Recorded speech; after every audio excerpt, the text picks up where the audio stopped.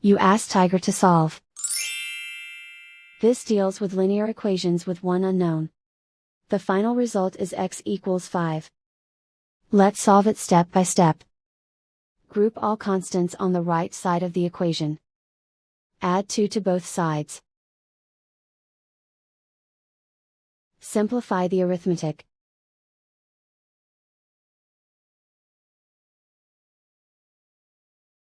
Isolate the x.